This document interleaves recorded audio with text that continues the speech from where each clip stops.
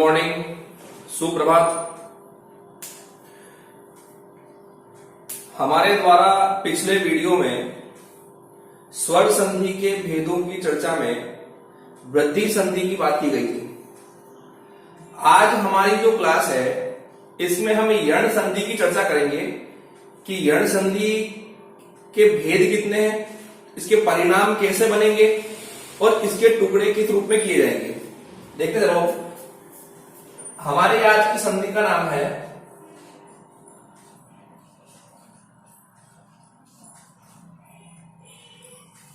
यण संधि। ध्यान सुना, इस संधि में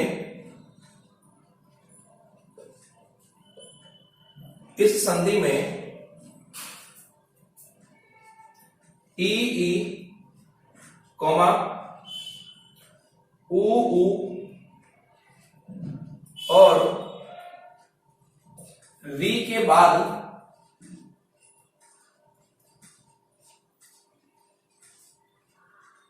भिन्न स्वर, री के बाद भिन्न स्वर आकर संधि करते हैं। ध्यान रखना, ई ऊ और री के बाद क्या आने चाहिए? भिन्न स्वर आने चाहिए, है ना। भिन्न स्वर आकर संधि करते हैं तो परिणाम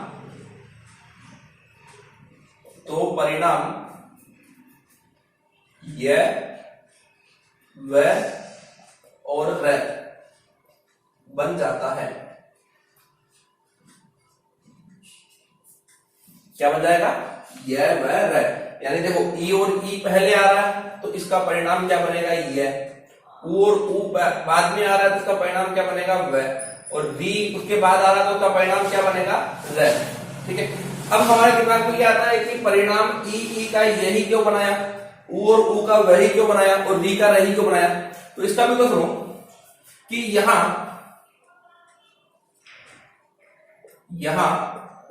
स्वरों के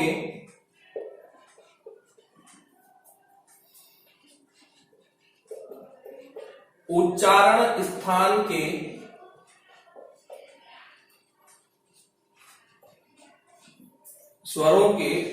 स्थान के अनुसार ही व्यंजन परिणाम ग्रहण किए जाएंगे।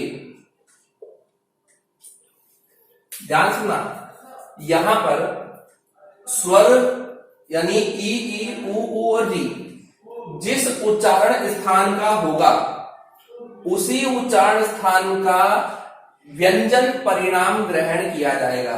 तो ध्यान रखना, स्वरों का जो उच्चारण स्थान होगा वही हमारा व्यंजन परिणाम होगा, है ना। हमने कोई यहां मन से नहीं लिया, इनको उच्चारण स्थान रूप में बैठा करके इनको ग्रहण किया है। ध्यान से देखना, जैसे हमने पहला स्वर लिया था ई और ई, तो ई और ई का जो परिणाम आता है वो क्या आता है?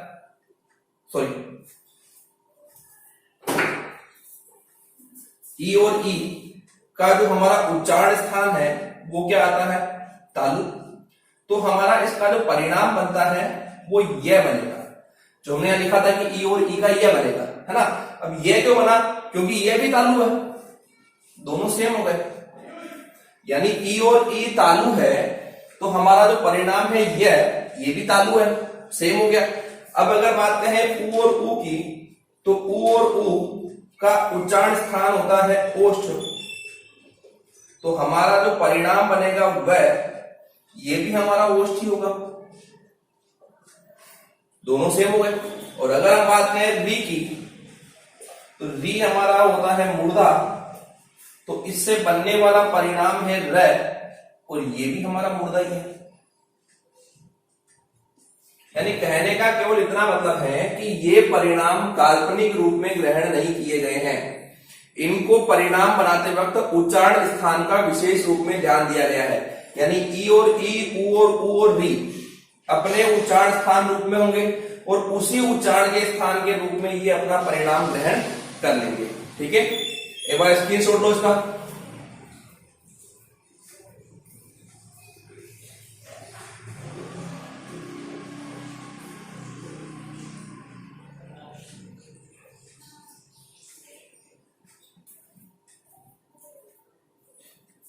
चलो नेक्स्ट बात करते हैं। अब इतना याद रखना कि अगर आप लोगों को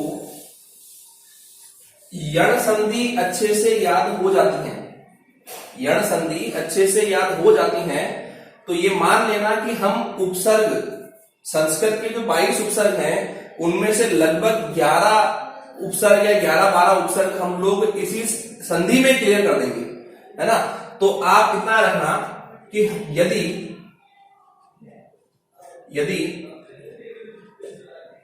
संधि करते समय पहला शब्द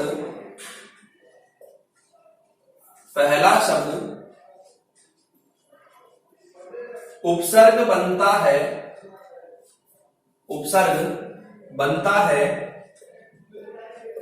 तो यहां स्वर की मात्रा छोटी प्रयुक्त की जाती है,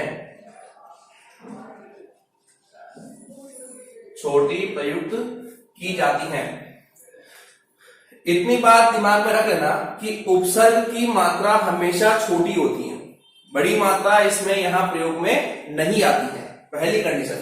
और यहां पर जब भी हम टुकड़े करेंगे तो टुकड़े करते समय यहां ध्यान रखना आपको कि पहला शब्द अगर कोई उपसर्ग बन रहा है ना, जैसे सु हो गया, प्रति हो गया, अनु हो गया, अधि हो गया, अगर उपसर्ग बन रहा है तो वहां आपको मात्रा कौन सी लगानी है, तो छोटी मात्रा प्रयोग में लानी है।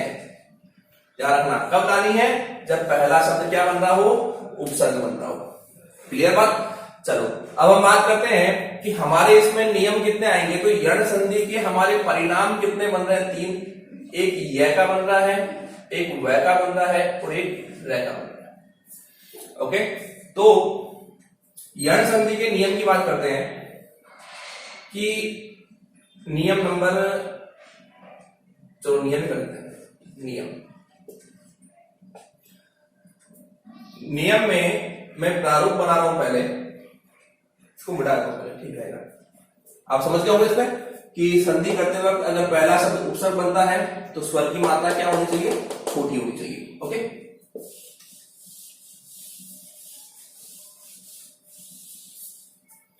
अब नियम की बात करते हैं।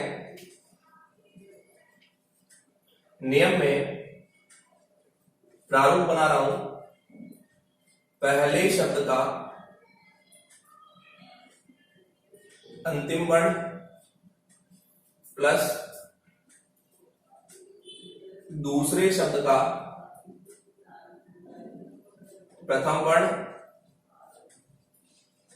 और बराबर के बाद वो क्या बन जाएगा, परिणाम हो जाएगा। अब देखो इसमें क्या है कि नियम थोड़े बड़े हैं, तो मैं तीनों नियमों को एक साथ में लिख करके एक एक नियम को स्पष्ट कर रहा हूं और उनको वहीं क्लोज कर रहा हूं, उनको वहीं खत्म कर रहा हूं, ठीक है ना। तो यहां पर हमने कहा था कि ई और ई का परिणाम क्या बनेगा, यह बनेगा। तो हम जब पहले नियम की बात करेंगे यह की, तो हमारे पहले शब्द का अंतिम वर्ण क्या होना चाहिए, स्वर होना चाहिए, और स्वर क्या होगा, यहाँ ई और ई होगा। ध्यान सुनना है ना। और आप लोगों को पता होगा हमने ई और ई का परिणाम क्या बनाया था, यह। तो मैं इसके परिणाम को छोटे रूप में या कोष्टक में लिख रहा हूं, इसका परिणाम क्या होगा। हमने परिभाषा लिखी थी तो हमने कहा था कि ई और ई के बाद भिन्न स्वर आने चाहिए। भिन्न स्वर का मतलब क्या होता है, स्वर कितने होते हैं, 11 स्वर कौन कौन से होते हैं, तो ए आ ई उ री ए ऐ ओ औ, है ना। ये दोनों स्वर वापस नहीं आने चाहिए, क्योंकि ये वापस आते हैं तो समान स्वर हो जाएंगे। हमें कौन से लेने हैं, भिन्न स्वर। तो दूसरे शब्द का प्रथम वर्ण यहां क्या होना चाहिए, भिन्न स्वर होना चाहिए। ठीक है। अब यहाँ भिन्न स्वर में स्वर कितने हैं? 11 है।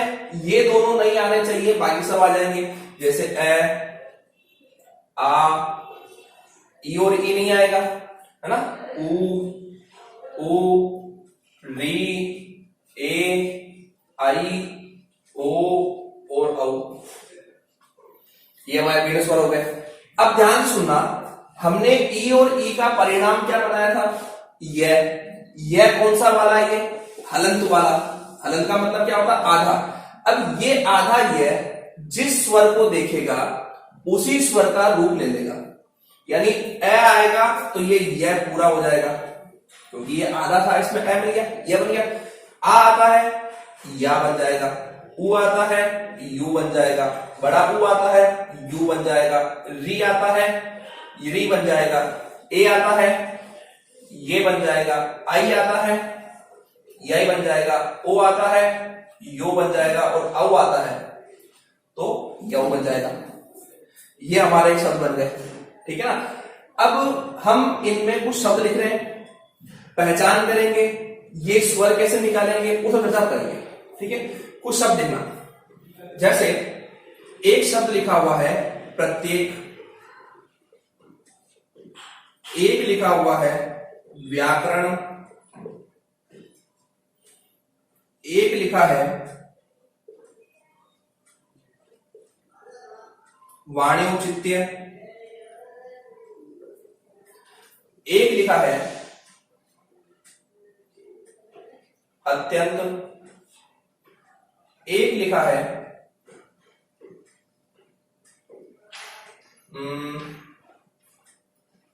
अध्यापक,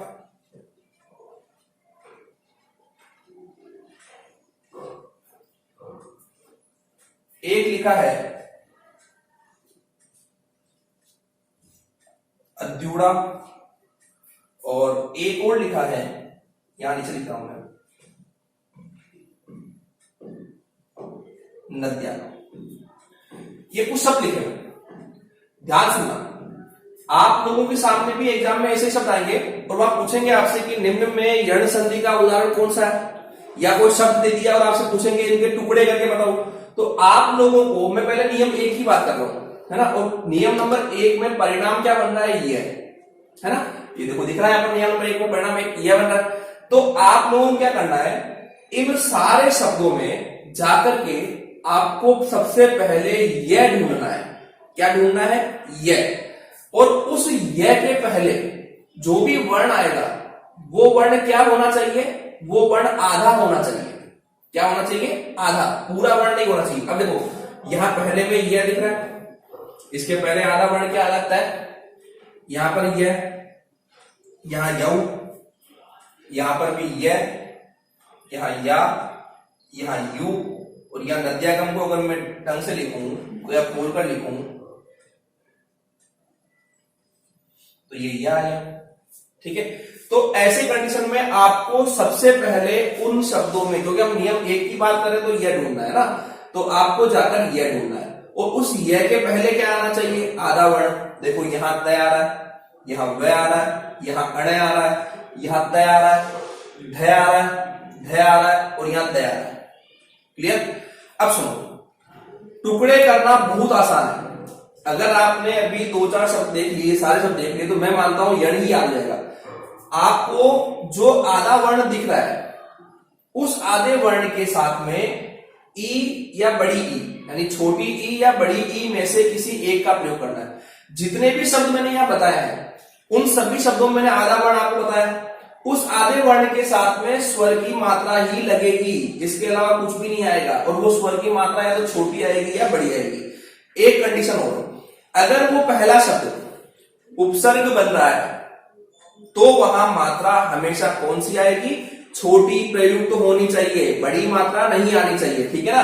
तो यहां देखो ये आधा तय है, ये ई और ई में से कोई एक मात्रा ग्रहण करेगा तो ये क्या बनेगा? प्रति। अब मैंने पहले आपको कहा कि प्रति क्या होता है? एक उपसर्ग है, ठीक है। अब हम इसलिए मात्रा कौन सी आ गई? छोटी आ गई। अब ये पर आता है, अगर आपने नोटिस किया हो तो अपना जो परिणाम बना है वो क्या बना है? यह बना है। कौन सा वाला? हलंत वाला।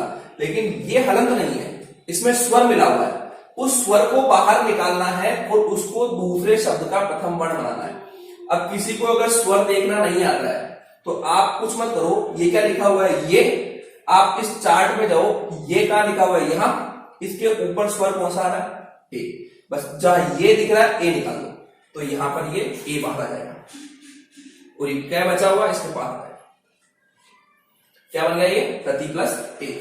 यहां देखो इस या के पहले क्या आ रहा है, आधा वह। इस आधे वह में क्या मिल जाएगा, छोटी ई या बड़ी ई, क्या बनेगा ये वी। वी उपसर्ग होता है इसलिए मात्रा क्या हो गई छोटी, प्लस लगा दिया।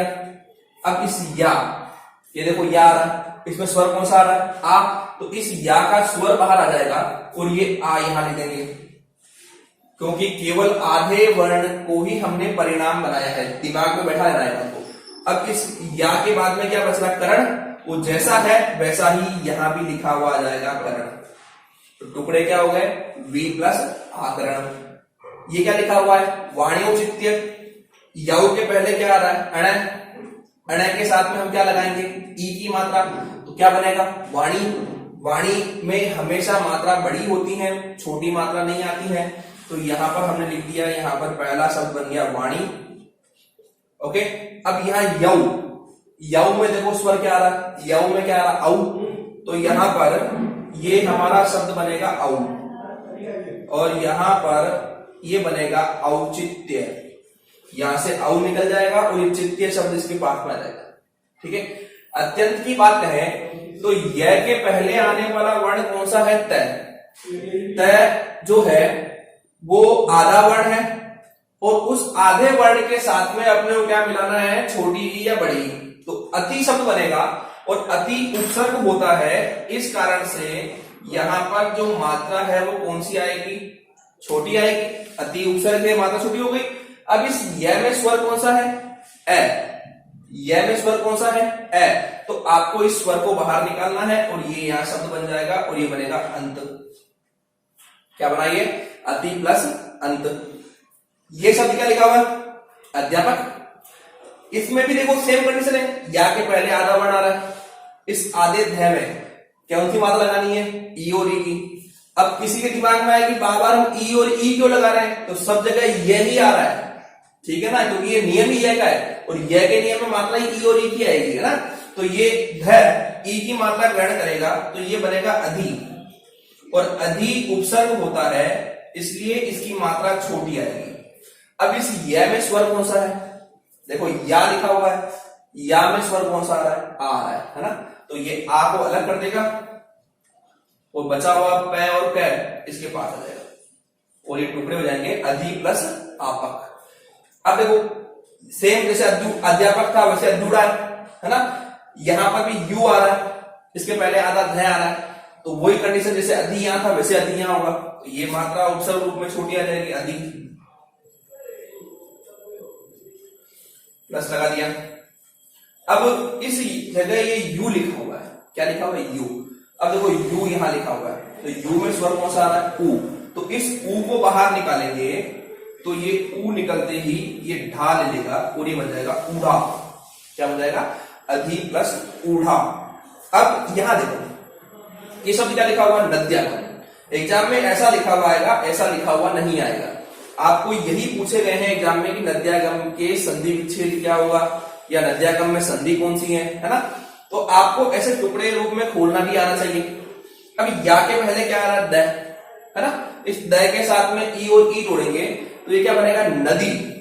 नदी, और नदी में हमेशा मात्रा बड़ी होती है, नदी में हमेशा मात्रा बड़ी होती है, छोटी मात्रा का प्रयोग नहीं होता है, पहली कंडीशन। अब इस या में स्वर कौन सा है, ये देखो या में स्वर कौन सा है, आ, तो यहां पर ये हो जाएगा नदी प्लस आलम। क्या हो गया, नदी प्लस आलम। बहुत इजी संधि है, ध्यान से करोगे तो यणी दिमाग में बैठ जाएगी, यण कैसे करनी है। एक बार फोटो लो इसका,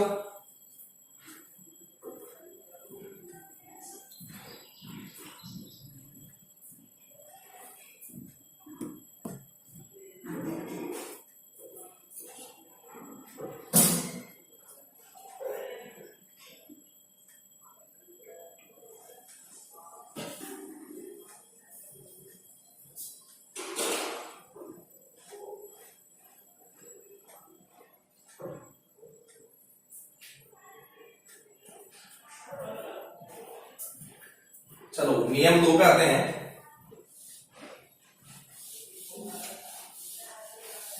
नियम नंबर 2,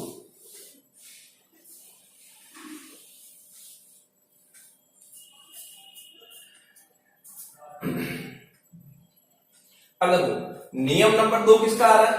वह का आ रहा है। वह में आने वाले जो हमारा स्वर है वो स्वर कौन सा होता है? ऊ और ऊ।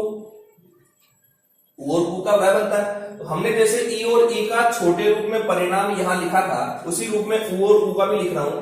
ऊ और ऊ का जो परिणाम होता है वो क्या होता है? वह। अब हमने कहा है कि दूसरे शब्द के प्रथम वर्ण में यहां क्या आने चाहिए? भिन्न स्वर। भिन्न स्वर में कितने स्वर हैं? हमारे पास 11 स्वर हैं। ए आ ई उ री ए आई ओ, है ना। उन 11 स्वर में ये दोनों स्वर वापस नहीं आने चाहिए, यानी ऊ और ऊ वापस नहीं आना चाहिए, बाकी सब आ सकते हैं, है ना। तो यहां अब की बार ई और ई बैठ जाएंगे, लेकिन ऊ और ऊ नहीं आएंगे। जैसे पिछले वाले नियम में हमने य के साथ ए को जोड़ा तो यह बना दिया, य के साथ आ जोड़ा तो या बना दिया, है ना। वैसे ही इस नियम में वह के साथ में ए जुड़ेगा तो ये वह पूरा बन जाएगा, यहां वा बन जाएगा, यहां वी बन जाएगा, यहां वी बन जाएगा, व्री, वे, वही, वो और वो।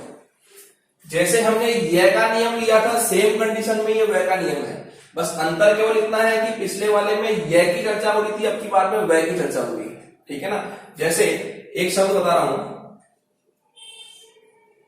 स्वागत,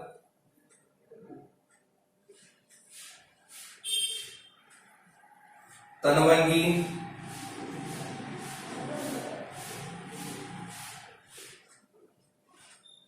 वधवागमन,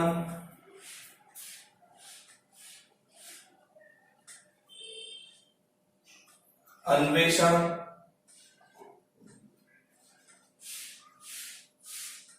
लघुगोष्ठ,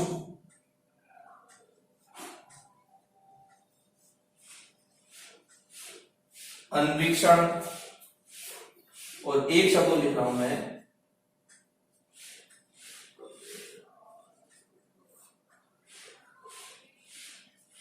धात्विक। ये 7 शब्द लिखे हुए, है ना। ध्यान से सुनना।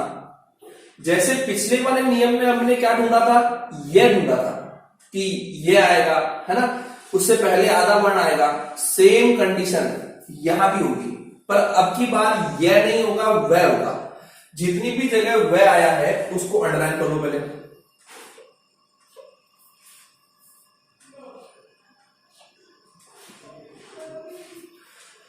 अब ध्यान से देखना, जितनी जगह मैंने वह पर अंडरलाइन की है उससे जस्ट पहले आधा वर्ण आप लोगों को दिखाई दे रहा होगा कि यह आधा वर्ण है, ठीक है।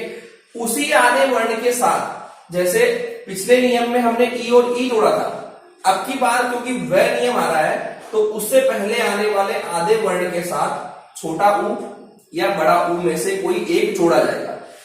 इतना याद रख लो कि यदि हमारा पहला शब्द उपसर्ग बन रहा है, क्या बन रहा है? उपसर्ग, तो वहां जो मात्रा है स्वर की वो छोटी आनी चाहिए, बड़ी मात्रा नहीं आनी चाहिए, ठीक है।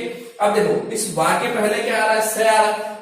स में ऊ की मात्रा जोड़ेंगे तो ये क्या बनेगा? सु। सु उपसर्ग होता है, इसलिए इसकी मात्रा क्या हो गई? छोटी मात्रा हो गई। अब इस वा में स्वर कौन सा है? आ। ये देखो वा दिख रहा है, इसमें स्वर कौन सा आ रहा है? आ। तो यहां से आ, वा में से आ बाहर निकला, तो ये गत बचा हुआ है, वो गत यहां आ जाएगा। टुकड़े क्या हो गए? सु प्लस आगत। ये क्या लिखा हुआ है? तनवंगी। तनवंगी में ये आधा न ऊ को ग्रहण करेगा तो ये बनेगा तनु, और तनु में हमेशा मात्रा कौन सी होती है? छोटी होती है ना। अब इस व में स्वर कौन सा है? व में स्वर कौन सा है? ए। तो यहां से ए निकलते ही जो अनुस्वार व के ऊपर था वो ए के ऊपर आ जाएगा, और ये गी यहां आ जाएगा, और ये क्या बन जाएगा? तनु प्लस अंगी, ठीक है। नेक्स्ट शब्द कौन सा है? वधवागमन। वा के पहले ध आ रहा है, तो इस ध में ऊ मिलाते ही ये बनेगा वधु, और वधु स्त्री सूचक शब्द है, इसलिए इसकी मात्रा हमेशा कौन सी होती है, बड़ी मात्रा प्रयोग में ली जाती है। तो पहला शब्द क्या बन गया, वधु। अब इस वा में स्वर कौन सा है, आ रहा, तो ये आ को अलग करेगा और ये गमन इसके पास में आ जाएगा, तो ये बनेगा वधु प्लस आगमन। टुकड़े क्या होंगे, वधु प्लस आगमन। अब बात करते हैं अन्वेषण की, तो सेम देखो वह के पहले न आ रहा है ना, इस न के साथ में उ लगाना है और अनु उपसर्ग बनता है, तो हमारा पहला शब्द यहां बन जाएगा अनु, और इस व में ए की मात्रा है, ये देखो ये वे लिखा हुआ है, इस वे में स्वर कौन सा है, ए। तो जैसे ही हम इसको अलग करेंगे तो ये ए बन जाएगा और ये क्षण क्षण यहां आ जाएगा, तो ये क्या बन गया, अनु प्लस एषण। यहां पर नेक्स्ट शब्द है लघुगोष्ठ, ये वो के पहले क्या आ रहा है, घड़ी वाला घ, घड़ी वाला घ। तो जैसे ही मैं इस घड़ी वाले घ में ऊ मिलाऊंगा तो ये बन जाएगा लघु, और लघु की हमेशा मात्रा कौन सी होती है, तो छोटी होती है, ऐसे। अब ये क्या लिखा हुआ, वो यहां देखो, वो में स्वर कौन सा आ रहा है, ओ, तो यहां से स्वर बाहर निकालो और ये ओ निकल जाएगा और यहां से ये बन जाएगा ओष्ठ। क्लियर। ये शब्द क्या है, अनभिक्षम। तो यहां पर वह के पहले क्या आ रहा है, न, तो जैसे ही मैं न में ऊ मिलाऊंगा तो वापस अनु बन जाएगा, और अनु उपसर्ग होने के कारण से मात्रा क्या हो जाएगी, छोटी मात्रा आ जाएगी।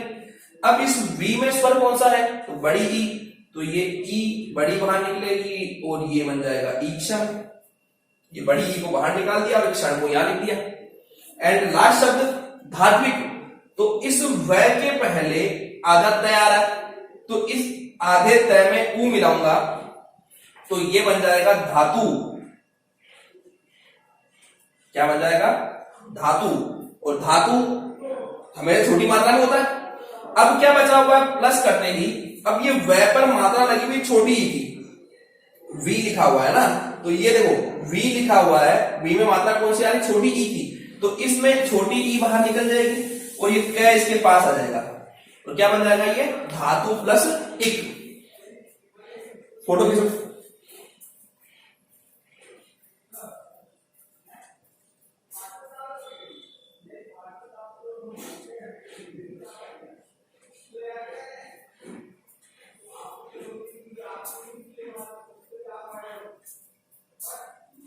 चलो भाई, नियम 3 की बात करते हैं। यण संधि का ये आखिरी नियम है।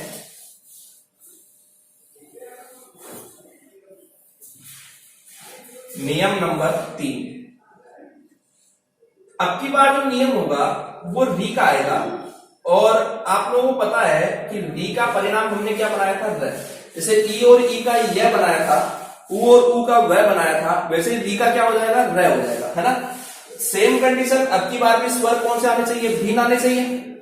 भिन्न स्वर में कौन शामिल नहीं होना चाहिए, री नहीं आना चाहिए, है ना। तो यहां पर ए आ ई और अब की बार यहां आ जाएगा ऊ ऊ, री नहीं आएगा, है ना। और स्वर कितने होते हैं सबको पता है, 11। कौन कौन से, ए आ ई ऊ री, ए आई ओ औ।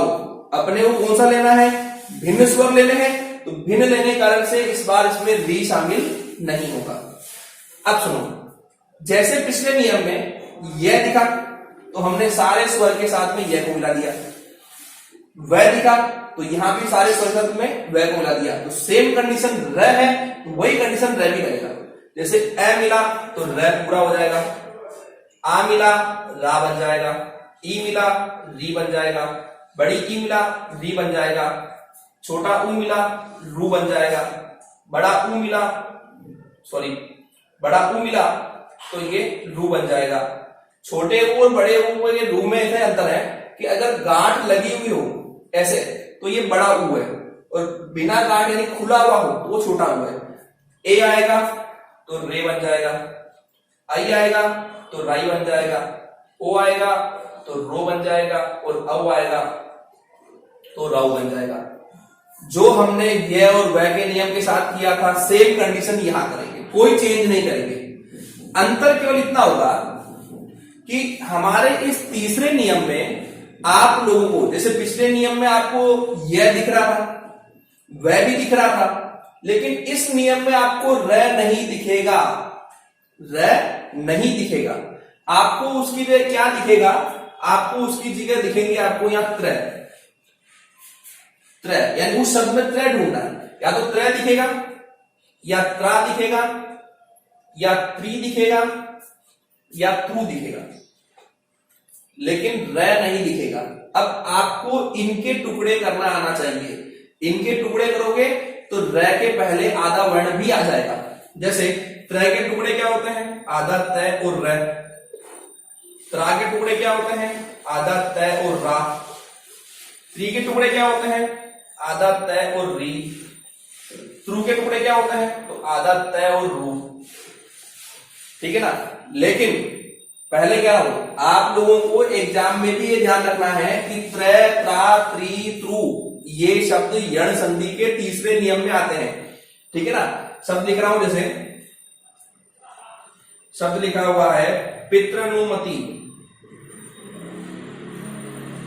एक लिखा हुआ है मातृनुमति,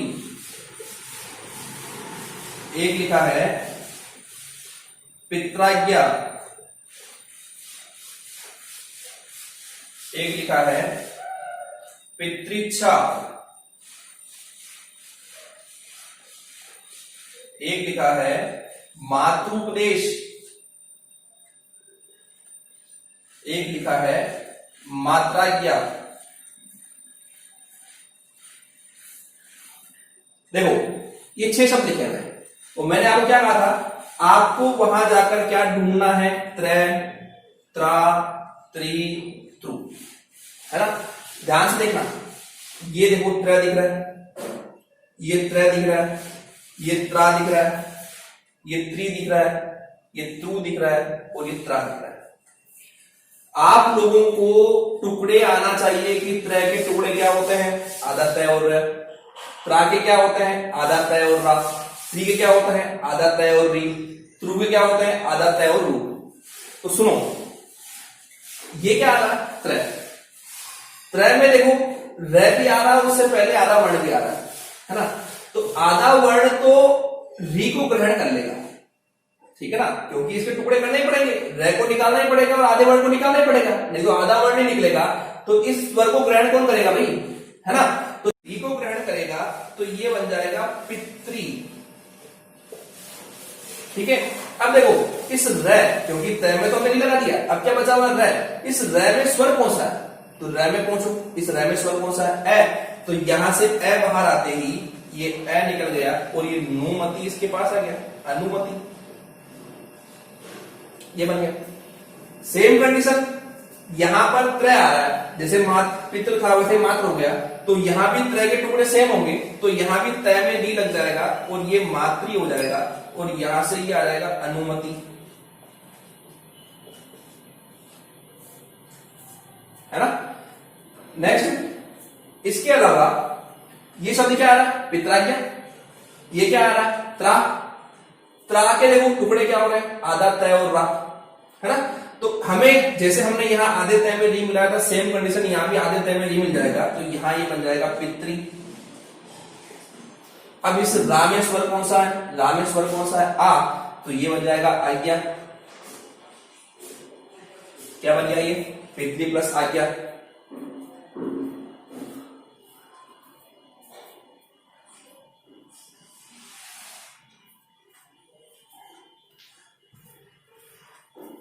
चलो नेक्स्ट, यहां क्या लिखा हुआ है? त्रि। यहां त्रा का हो गया त्रि। त्रि के टुकड़े क्या होते हैं? आधा तय और री। आधे तय में री मिलाएंगे, आधे तय में री मिला, क्या बन गया? पितृ। अब त्रि में री आ रहा है, री में स्वर कौन सा आ रहा है? छोटी ई। तो छोटी ई यहां बाहर आ जाएगी और ये बन जाएगा इच्छा। क्या बन गया ये? पितृ प्लस इच्छा। ये क्या आ रहा है? मातृपदेश। तो त्रु आ रहा है, त्रु के टुकड़े करते हैं तो आधा तय और रू होता है ना? तो यहां पर आधे तय में वापस ई मिलाएंगे तो ये मातृ बन जाएगा और ये रू आ रहा है। ये रू देखो घाट लगा हुआ नहीं है, खुला हुआ है, तो खुला हुआ रूप में कौन सा ऊ आएगा? छोटा। तो यहां पर ये बन जाएगा उपदेश। ऊ छोटा निकला यहां से, और प्रदेश इसके पास यहां आ जाएगा और ये बन जाएगा उपदेश। और लास्ट कौन सा बचा हुआ है, मात्रा क्या। तो सेम कंडीशन जैसे पित्रा क्या किया था वैसे ही मात्रा क्या होगा, तो यहां पर भी त्रा के टुकड़े आधा तय और रा होंगे, तो आधे तय में री मिल जाएगा, तो ये मातृ बन जाएगा, और यहां से ये आज्ञा बन जाएगा। और क्या बन गया, मातृ प्लस आज्ञा। एक बार स्क्रीन शेयर ले लो।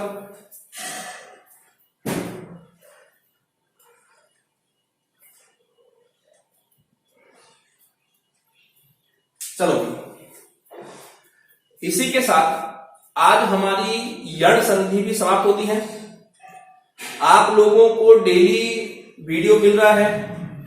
एक चीज मैं और कहना चाहूंगा कि ये जो वीडियो मेरे द्वारा बनाए जा रहे हैं, ये एक कक्षा के रूप में बनाए जा रहे हैं, है ना, हर एक क्लास चल रही है। अब इस बीच में आपको कभी कभी जो आंशिक आवाजें आती है, जैसे बाहर की कोई आवाज आ गई, गाड़ी की कोई आवाज आ गई, या कोई किसी और की आवाज आ रही है, तो आप उन आवाजों पर ध्यान न देकर के आप विशेष रूप में पढ़ने पर ध्यान दें। क्योंकि देखो, मैंने फिलहाल ये क्लास क्यों चालू की है, मैं आपको पहले भी कह चुका हूं। हमारा उद्देश्य मूल रूप में स्टडी को निरंतरता बनाने के लिए है। हम क्लास में भी पढ़ते हैं, कोचिंग क्लास में बैठे होते हैं, तो वहां भी पूरी शांति नहीं होती है, वहां भी कोई ना कोई आवाज आई जाती है। तो वो सारे उपकरणों पर या उन आवाजों पर आप ध्यान न देकर के केवल स्टडी पर फोकस करें। केवल जो मैं समझाना चाहता हूं उस पर फोकस करें कि सर बता क्या रहे हैं, समझा क्या रहे हैं, क्लियर क्या हुआ। क्योंकि ये अगर जितना मैं बता रहा हूं अगर आपके क्लियर हो गया तो मेरा मानना यह है कि एग्जाम में आपको दिक्कत नहीं आएगी और आप उस चीज को अच्छे से याद कर लेंगे। ठीक है ना। अच्छा, आज का टॉपिक था हमारा यण, खत्म हो चुका है। आप लोग इस वीडियो को अच्छे से देखें, घर पर प्रैक्टिस करते रहें।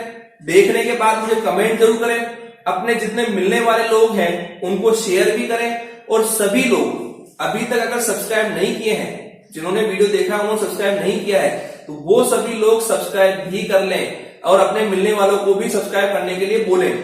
ठीक है ना, ताकि हमारे जैसे ही ये 1000 सब्सक्राइब हो जाएंगे तो हम लाइव क्लास पर आ जाएंगे।